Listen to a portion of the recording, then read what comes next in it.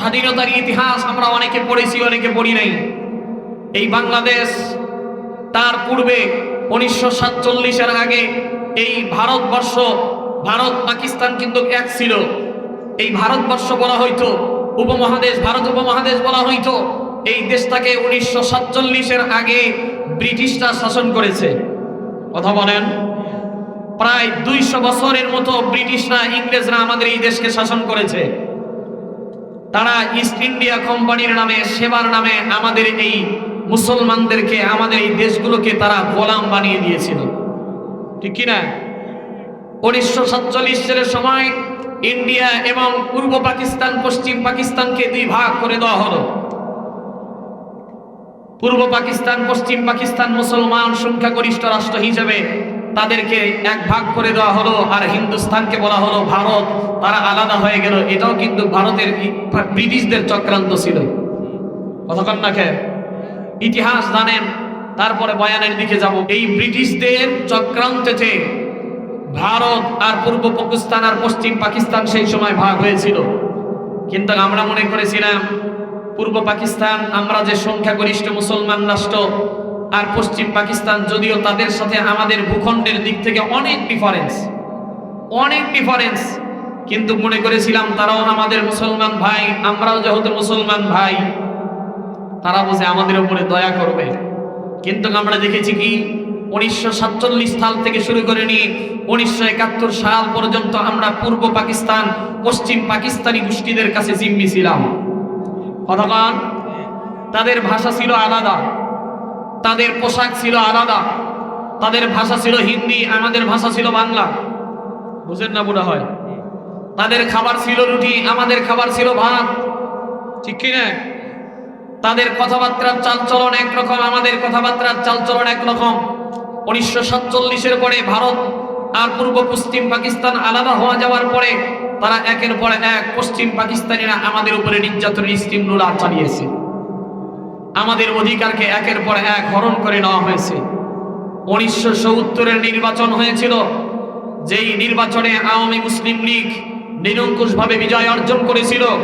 একটা মাত্র বিজয় অর্জন করার কারণ ছিল, সেই নির্বাচনী ইস্তেহারে ঘোষণা ছিল যে আমরা কোরআন সুন্নাহর বাহিরে কোনো আইন করব না।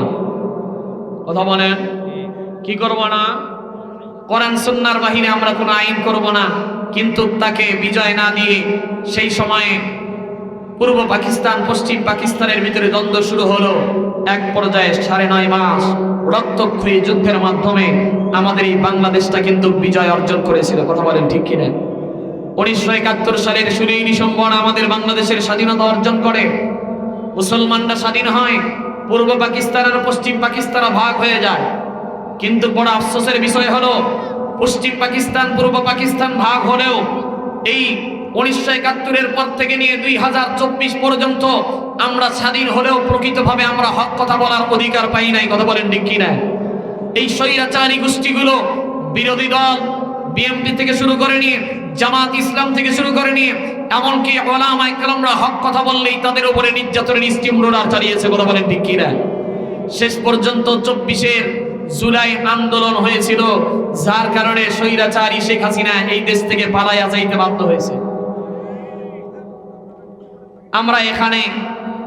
আমরা আবার পেয়েছি নতুন একটি বিজয়, কিন্তু এই বিজয়কে ধরে রাখা লাগবে। এই বিজয়কে ভারতের কাছে আমরা বন্দী হতে দিতে পারি না। এই বিজয়কে আমরা ভারতের হাতে তুলে দিতে পারি? জোরে বলেন, তুলে দিতে পারি? এই বিজয়টা আমরা ভারতের আধিপত্যবাদীদের কাছে আমরা ছেড়ে দিতে পারি না। এই বিজয় ভারতের বিরুদ্ধে বিজয়। এই বিজয় আমাদের পৃথিবীর, আমাদের এই বাংলাদেশের মুসলমানদের বিজয়। কথা বলেন, ঠিক কিনা? এজন্য আগামীতে নির্বাচন, সামনে 12ই ফেব্রুয়ারি নির্বাচনের ইস্তেহার ঘোষণা করা হয়েছে। আমাদের বাংলাদেশকে নিয়ে কিন্তু চক্রান্ত শুরু করে দিয়েছে। কথা কয় না? ভারতীয় সেই আওয়ামী গোষ্ঠীরা কি বসে আছে মনে করছেন? তারা কিভাবে নির্বাচনকে বানচাল করা যায়। আজকে হাদিকে তারা গুলি করেছে, আগামীকালকে আরেকজন করবে, তারপরের দিন আরেকজন করবে, তারপরের দিন বাংলাদেশের নির্বাচনকে বানচাল করার জন্য চেষ্টা চালাবে। এই জন্য আমাদের সবাইকে সোচ্চার থাকার দরকার আছে না নাই? আজকে আমাদের মাঝে উপস্থিত হয়েছেন একজন, আমরা তাকে মোবারকবাদ জানাই।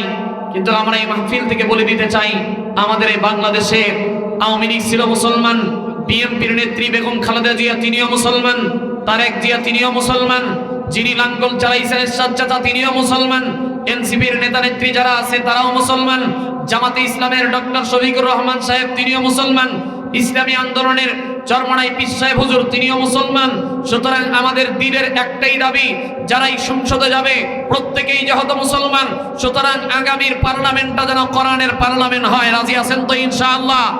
যারাই কোরআনের পার্লামেন্ট করার জন্য আপ্রাণ চেষ্টা চালাবে, আমরা তাদের সাথে একতাবদ্ধভাবে আমরা এই বাংলাদেশে সবাই মিলেমিশে যেভাবে একই পোস্টারে সবার নাম দেখেছি, সেভাবেই আমরা সবাই মিলেমিশে এই বাংলাদেশটাকে সুন্দর বাংলাদেশ সাজাইতে চাই। কথা বলেন ঠিক কিনা? আল্লাহ তাআলা আমাদের তৌফিক দান করে, বলেন আমিন। সম্মানিত হাজিরিন।